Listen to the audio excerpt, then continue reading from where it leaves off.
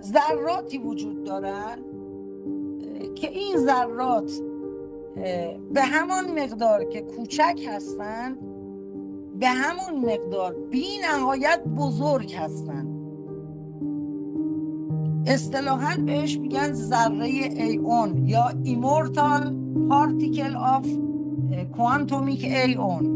نمیدونم حالا برگردون فارسیش دقیق میشه ذره نامیرا یا نامیرای جاودان